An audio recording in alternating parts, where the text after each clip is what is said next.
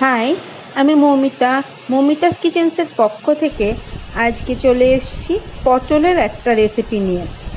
এইটার নাম তোমরা দিতে পারো পটল পাতা বা পটলের পাতা। আমি প্রথমে দেখো পটলের খোসাগুলোকে ভালো করে ছাড়িয়ে নিয়েছি। শিরা তোমরা সরু সরু করে একটু খোসা রাখতে পারো, তারপরে যেরমভাবে দেখাচ্ছি সরু সরু করে কেটে নিতে হবে। যতটা ভালো কাটা হবে ততটাই কিন্তু এটা সুন্দর দেখতে হয়।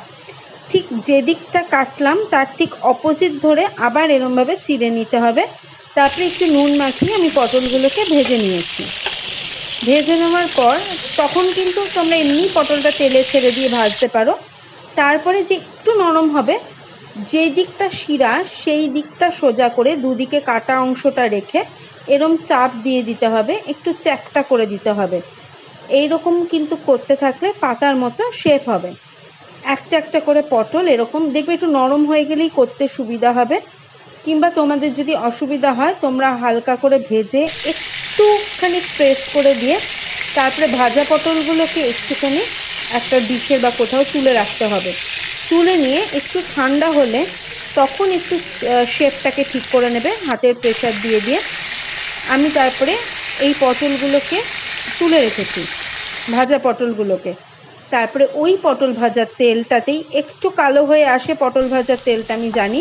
ওই তেলটার মধ্যেই আমি একটু পেঁয়াজ, রসুন, লঙ্কা কুচি দিয়ে একটু ভাজা ভাজা হয়ে গেলে টমেটো কুচি, নুন, একটু হলুদ গুঁড়ো, শুকনো লঙ্কা গুঁড়ো, কাশ্মীরি মির্চ, ধনে পাউডার, জিরা পাউডার এবং একটু দইটা একটু বলে রাখি, যে কোনো রান্নায় আমি দই দিলে সমানে নাড়তে থাকি, তাহলে অনেকেই বলে দই ফেটে গিয়ে ছানা ছানা মতো হয়ে যায়, সেটা কিন্তু ক্রমশ নাড়তে থাকলে হয় না। তারপরে একটু কষে আসলে দেখবে যখন তেলটা ছেড়ে দিয়েছে জল দিতে হবে। আমি সাধারণত 3 বার করে জল দিই, তাহলে বলতো আমি পুরোনো দিনের কথা শুনে এসেছি যে 3 বার ওরকম কষিয়ে কষিয়ে জল দিলে নাকি মশলাটা অনেক বেটার হয়।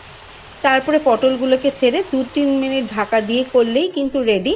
নামানোর সময় একটুখানি আমি গুঁড়ো করে রাখি দারচিনি পাউডার, দারচিনি গুঁড়ো এবং এলাচ গুঁড়ো ছড়িয়ে দিয়ে সার্ভ করলেই কিন্তু আজকের রেসিপি রেডি।